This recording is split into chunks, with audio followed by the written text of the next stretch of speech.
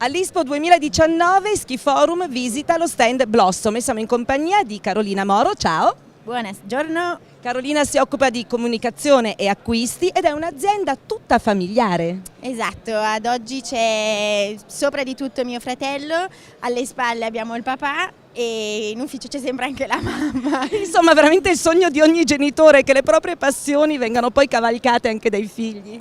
Sì, ci hanno messo sulla strada giusta e adesso noi proviamo a dare del nostro all'azienda. Quest'anno fate 20 anni. Quest'anno facciamo i 20 anni, sì, e infatti abbiamo pensato che era il momento giusto per venire a Ispo e mostrare a tutti quello che siamo, la nostra realtà, come è cresciuta negli ultimi anni, e siamo solo al secondo giorno ma abbiamo già ricevuto un bellissimo feedback e siamo veramente orgogliosi di essere qua quest'anno.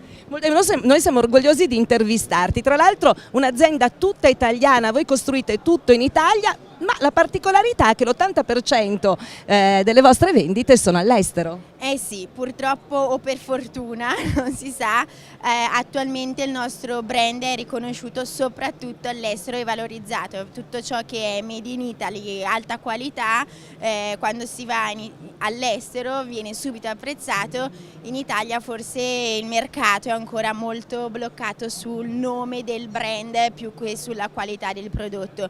Noi abbiamo una realtà di 15 operai a Chiavenna, in provincia di Sondrio, e lo sci dall'A alla Z è interamente costruito a Chiavenna e siamo molto felici quando la gente vuole venire a visitare la nostra azienda perché veramente possono vedere come viene fatto uno sci e si rendono conto di molte cose. Quindi Blossom, orgoglio italiano, e per festeggiare il ventennio Rivoluzione 2019. Eh sì, noi grazie insieme al Politecnico abbiamo costruito una partnership dove abbiamo pensato, ok, una volta lo sci era tutto in legno, poi siamo passati a un legno più altri materiali, però la soletta è sempre rimasta così.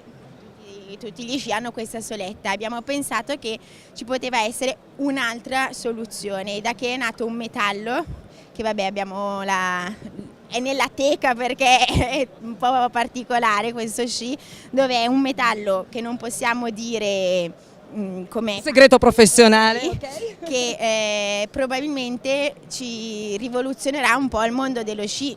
Più che altro abbiamo pensato c'è un'altra possibilità, possiamo usare altri materiali, siamo passati dal legno a questo, come si potrebbe andare avanti, e il Politecnico ci ha aiutato molto in questo e con questo materiale, grazie anche a dei test che è da 3 anni che facciamo così, è anche più veloce. Il nostro sogno è che è probabilmente realizzabile che scenderemo in una gara di Coppa del Mondo con questo nuovo sci. Wow, in bocca al lupo allora, assolutamente. Altra collaborazione estremamente fortunata è quella con Pirelli.